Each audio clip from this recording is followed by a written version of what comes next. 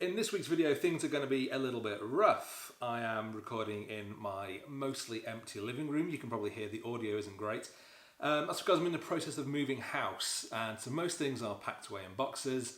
Most of my studio gear is in packing crates ready to go. And I didn't really have anything that I've shot this week to show.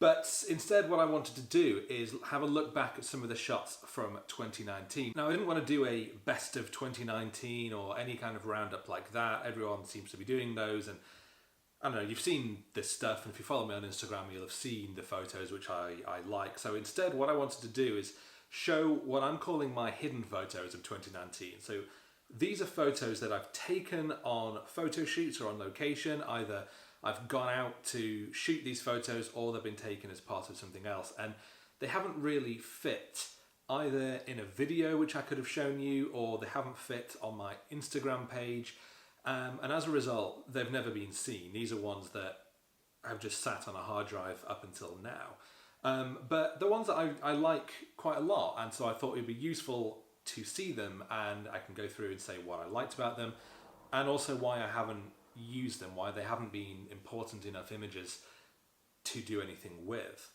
So we'll start right at the beginning of the year, and this is a shot that I really like that I took down in Southend. Now I originally went down to Southend, this was back in January 2019, and I'd gone there in order to do a video. This was actually, I think, one of the first videos that I had shot for my channel months and months before I launched the channel.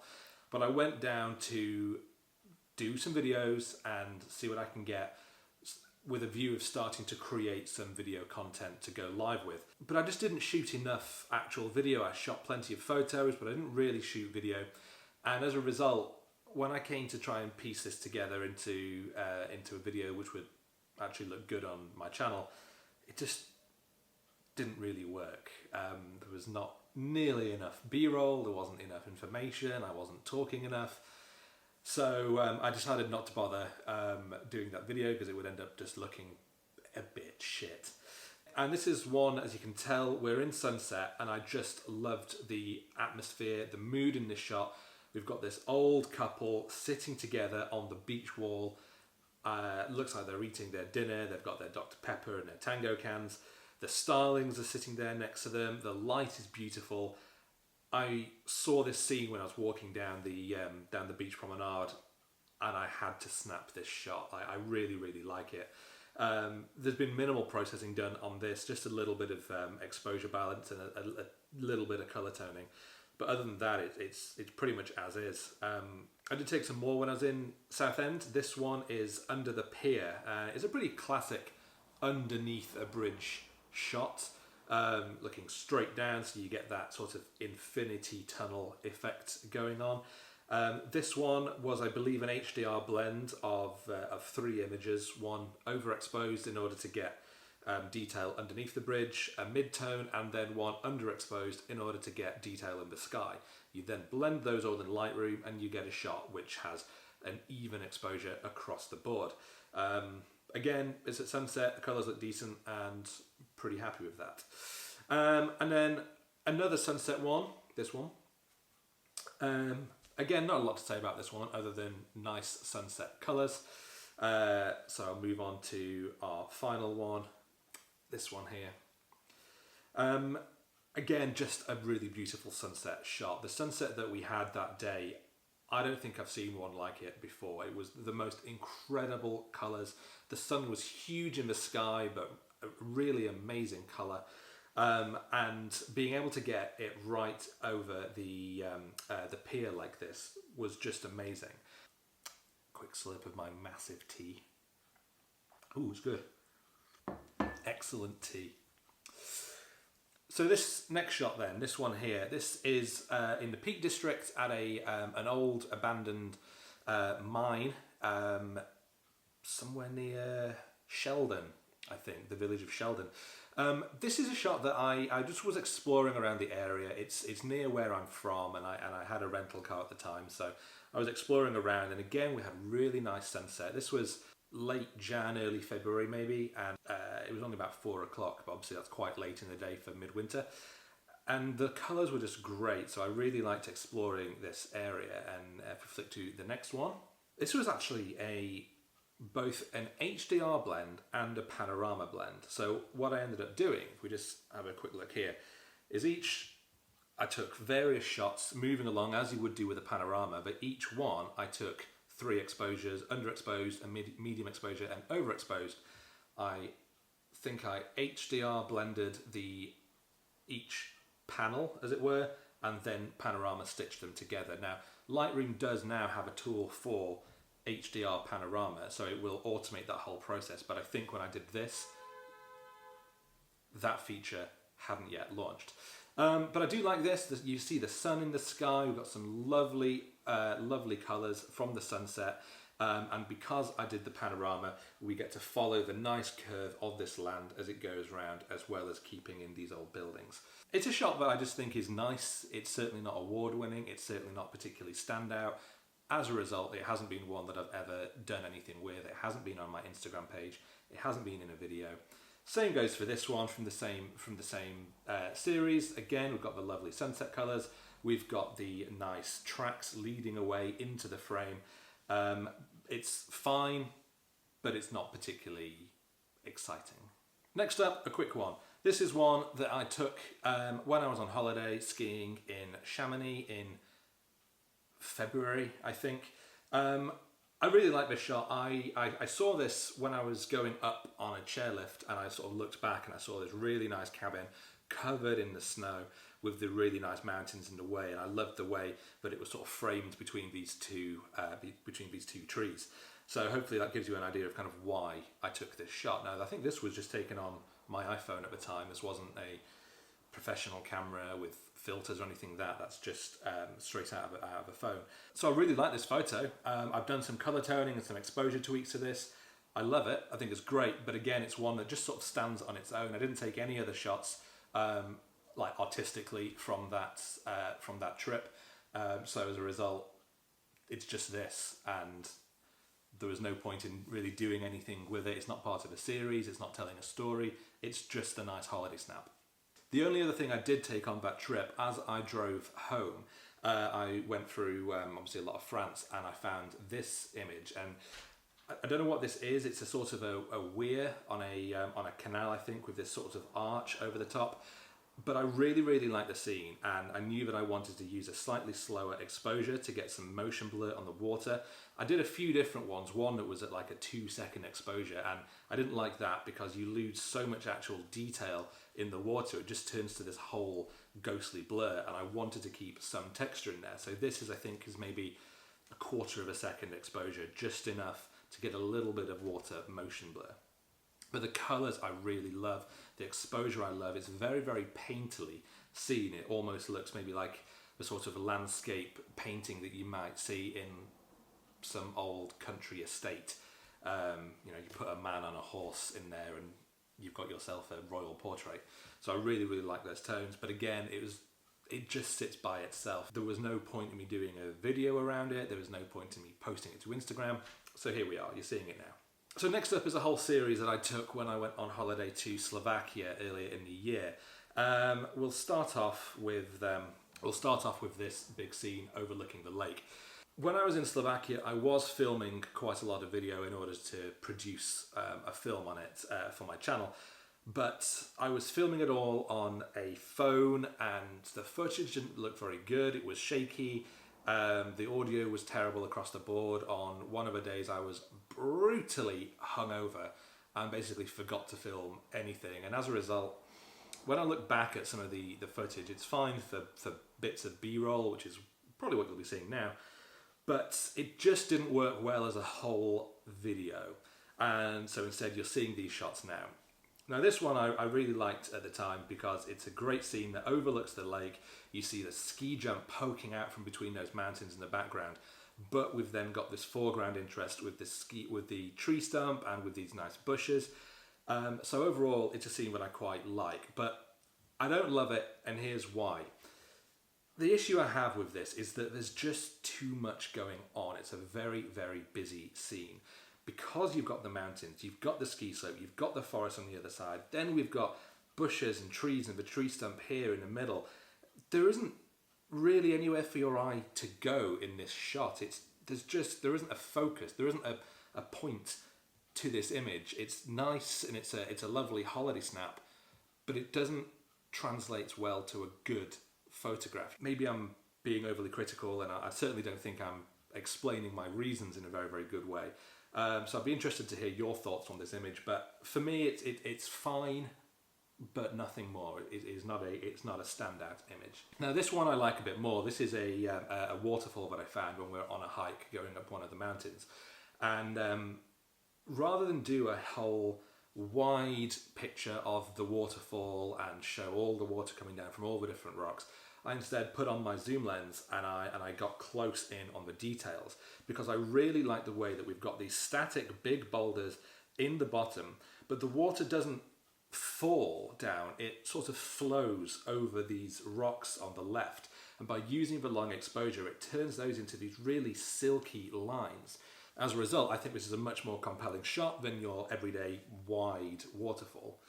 It's had a little bit of colour work, a little bit of dodging and burning on some of the rocks, and that's brought this image. And I think this is probably my favourite picture from my whole Slovakia trip. This one then is one from slightly further up the river. And this one is a wide shot. It's a bit more what you would expect to see from just a regular waterfall photo. You see the water cascading down through the rocks. It cascades over this large one in the foreground in the bottom left. And I've been able to keep the tree in the top. And I find it quite weird, because the only reason the tree's been able to stay in the shot is because of the way it curves over in the top of the frame. Now, it almost looks to me like it's been photoshopped and warped in order to fit into the frame, but it hasn't. It just was like that. So yeah, it's an okay shot, but it's a snap, frankly, and nothing more. This one I do like. This one is further up into the hills. I can't remember what this lake was called. I was so hungover, but it was a beautiful day, and the water was glorious. You're not allowed to swim in any of the lakes in this particular part, because they just want to protect the water. They don't want people covered in sunscreen and anything else jumping in and polluting the water. And that's one of the reasons why it's crystal clear the entire way across. This one I think was taken on my phone, on the Galaxy S10 Plus at the time. I think it's the phone's inbuilt HDR mode, and it's done a really, really good job. I love the colours, I love the exposure. Yeah, so I can't argue with that. The last one then from my Slovakia trip is this one. Again, it's another waterfall. Well, it's really more of a river than the waterfall, but it's just a nice composition that I saw. We've got this really nice big rounded boulder in the foreground. You see the water tumbling through the rocks in the background, which I just quite like.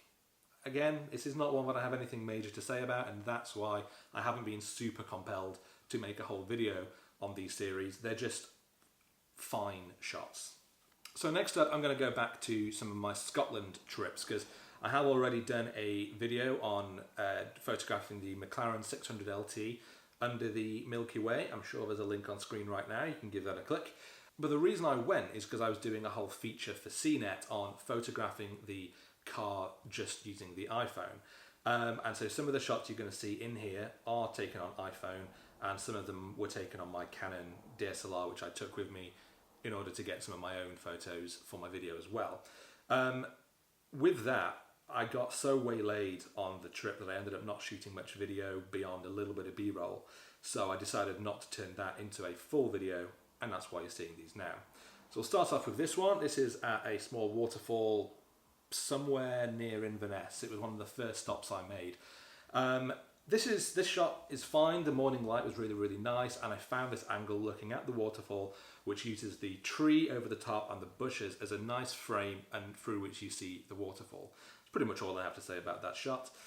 This one, however, I thought was really, really nice because the fir tree, the Christmas tree, basically, in the right thirds of the image, I love that it's got the difference in colour between the autumnal reds in the bottom and then going still through with some green colours on there as well. But it was catching the light really nicely, as were some of the leaves in the tree on the left. And overall, I just thought that made a really nice composition. The lighting was great, the colours looked lovely, and so I got a shot. And then later in the Scotland trip, I climbed up the, what are they called? No. What's it called? What was it called? Maps. Stac Pulleid. That's what it was called. Stac Pulleid. No idea if I'm pronouncing that right, but yeah, that's that shot. This is one an area I'd found in a guidebook. Specifically, this guidebook, Photographing Scotland by Dougie Cunningham. These books are great if you are going somewhere, and in fact any photo guidebook is great if you're going somewhere and you don't know the area super well but you want to find some really good locations. This was £28, so not super cheap, but really, really worth it. And as you can see, I've got all kinds of tags in there for places that I want to go and probably will go. This was a little bit off the road. I was driving a £250,000 supercar, and trying to park it up on the rough little car park they had there was not fun, but I was able to hike up. The weather was, well, the wind was fierce, but as you can see, there was some cloud detail, there was a little bit of blue sky poking through, and as a result, we get this nice sort of dappled light across the land. With a bit more time and different conditions, I definitely think I could do a much better shot than I got here. But I am very happy with this scene. You get a really great view of the landscape, you get the craggy rocks in the foreground. Overall, I'm pretty pleased. Next up on the trip then, this boat. Now again, this is a sunken boat that I'd spent a long time researching in advance. I don't know where I first found it. It's right up in the north of Scotland, somewhere near Oban. And I found it in a snapshot on Flickr, I think, and I spent a good couple of hours trying to research exactly where it is, and I found this website from that had a post from the 90s where someone had put actual like lat longitude coordinates in there, so I was able to find it and pin it onto the map. So I was able to, when I did my trip, I was able to then go and actually find it. I'm really glad I did, because it looks really interesting. The sun was really bright this day, but I was able to sort of find a nice angle where we get the sun hitting the boat on its right hand side, but I was able to get the nice mountains in the background. We get the dramatic clouds going on. I was as low down on my tripod as I could get my camera, because I wanted to try and have quite a flat looking lock. I didn't want to see too much water. So we just get a little bit of detail from the various plants that are growing on there. And I used a longer shutter speed, I think about 2 seconds, just to smooth out some of the ripples, because it was very windy, and I didn't want it to look too choppy. I wanted it to be quite a smooth surface, which makes the static boat sticking out even more prominent. So yeah, I'm pretty pleased with that. But this is the other one that I did, and this one took a lot more work.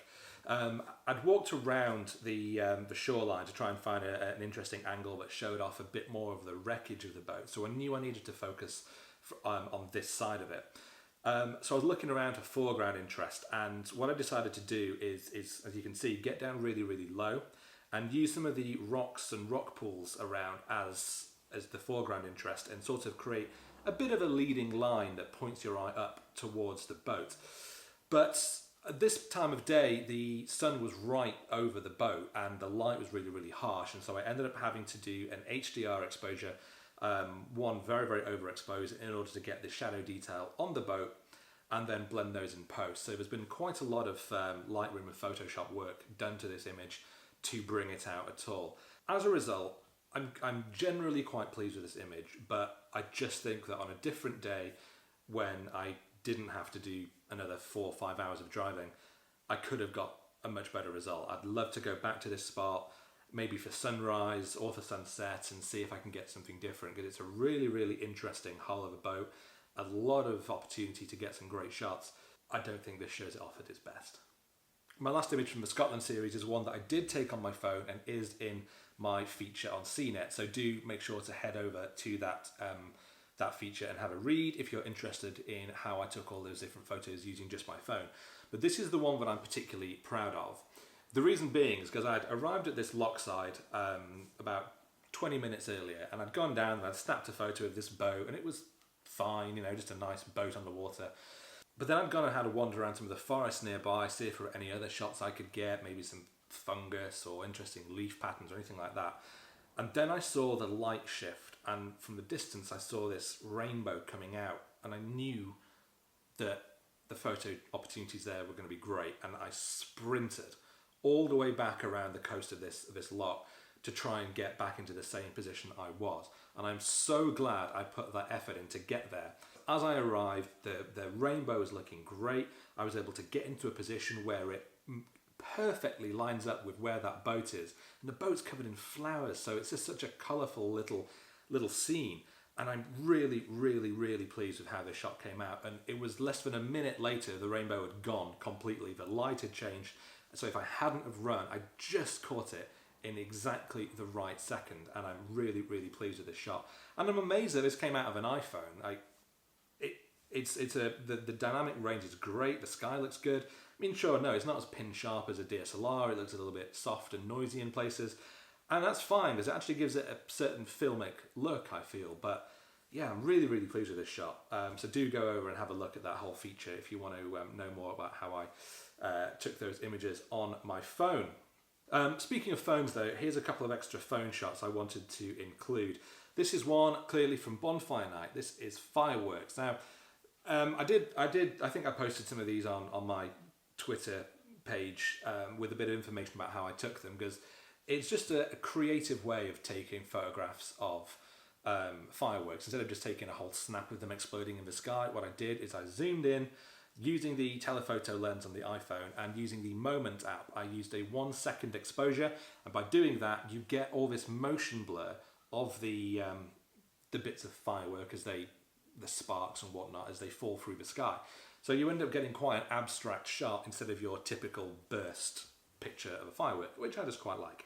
And the other one is this nice hot air balloon taken in Disneyland Paris, which I just took because it looked pretty and the colours were great, and I just really liked the simplicity of the reflection with the balloon reflected on both sides. So earlier in the year you'll have seen a video I did on the Mustang Bullet, on how I shoot that at speed. But I arrived early on that shoot in the morning and the light was amazing. There was mist all across the New Forest, and that's when I got one of these shots.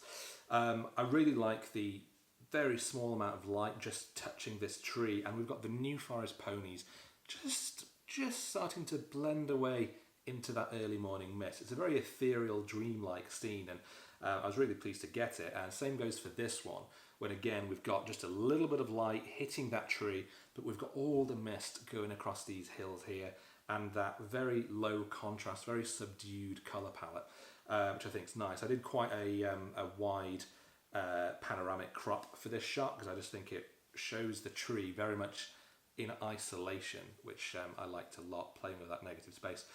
This one then is just a good bit of early morning light. I just really liked it. Took a quick shot. It's fine. The composition is pretty poor. There's no real focus. There is sort of that one lone tree in the middle, but otherwise the only real thing it's got going for it are those nice colours. Later in the day when the sun came out, I found this shot here, which I really liked because we've got lovely autumnal colours in the scene, and the tree over the top provides a really, really nice frame for that beautiful tree that we've got further into the scene. I then did a close-up on that same tree, and again I love the painterly colours in this. It's very, very subdued, very artistic. It's a sort of image that you could sort of see being an oil painting somewhere, particularly with the textures and colours in the clouds. But then in the mid-afternoon there were no clouds, and that's when I found this tree, which I just thought was really, really interesting. The way it's obviously been blown over time, so it's growing so much out to the left, but the trunk itself is very much over here on the right. I just thought it was such an interesting way of growing, and I had to capture this image. I did it as, again, a very, very wide panorama because it shows off how long those branches are. But again, like I'm pleased with this shot. I think it looks good, and I'm happy with how it came out. But it just doesn't really have any purpose. The reason I was on that shoot to begin with was to shoot the car, and that's what I did the video on. I didn't really take any other video, so as a result, I haven't really had anything to do with this shot until doing this. Okay, but the absolute last thing then I want to show is a couple from a wedding I shot of my friend Amy. Now this is one of them. This was inside a lighthouse in East London. It's overlooking the O2 Arena, and I love this shot. And the same goes for the other one I did here. I am really, really pleased with how these came out. I don't do weddings very often, but when I do, I like to try and get as creative as possible and do something at a venue which hasn't been done before. And I did have a look. Amy sent me a lot of pictures of other weddings that have taken place in this venue, and of other couples that have had photos done up inside this lighthouse. And most of them were done in daytime. They were done with that very kind of airy, overexposed look that a lot of people go for, whereas I thought I'd rather do something a little bit different, a bit more moody and dramatic. And so we went there later in the evening. It was almost dark, which is why all the lights are on in the background. And I put a light up inside the lighthouse. I think it was a 2-foot softbox maybe. And that let me light up the couple, keeping this very, very muted background. And on this one outside, there was a little walkway outside. I'd positioned the light inside the lighthouse, firing out, so it lights them up beautifully, but we still get all of this nice sky detail. We get all the lights and the O2 and from the city in the background. So overall, I'm very, very pleased with that shot, and thankfully so were they. They loved their shots on their wedding day, so that makes me very happy. But that does bring me to the end of this video. I'm really hoping that it's been at least a little bit helpful to see some of these other shots and to hear some of my reasons maybe on why I haven't done anything with them before now. I don't think any of them are particularly award-winning. I'm hoping maybe the wedding one. I'm actually very, very pleased with that. But some of the landscapes, they're just nice shots. They are just ones that were good to get at the time, but they don't have any particular purpose as part of my general photography. And I do think that's quite important. If you are a dedicated automotive photographer, then you stick to cars. You don't go publishing landscapes. And I am not a dedicated automotive photographer, but I am more so on Instagram because that's what my audience particularly likes. And so I don't like to bombard the people who are following me for cars with weddings and landscapes and products and everything else. Like, it just gets too messy and people will start to switch off from that. But also because I wasn't really filming much video, they didn't translate well to films that I could put on my channel. So I'm hoping that this has been useful, and if it hasn't, I apologise. There is now going to be a bit of a gap between this film going out and the next one because I am relocating my life, my work, everything, which I'm going to talk a lot more about. Some very, very exciting things coming. I don't move until Jan 25th, at which point all hell breaks loose, and I'm hoping that it's going to be doable, at least in some way. But because everything's getting packed away now, things are going into storage, I'm not going to be in any position to do a video for a little while. So apologies for that, but hopefully this will keep you tied over for a little while. So thanks very much for watching. If you have enjoyed this video at all, please do hit that like button. Subscribe to the channel if you don't already. It genuinely does make a huge difference to how my channel is ranked against others, and so far obviously it's not ranking very well. So thank you so much for watching, and I will see you next time.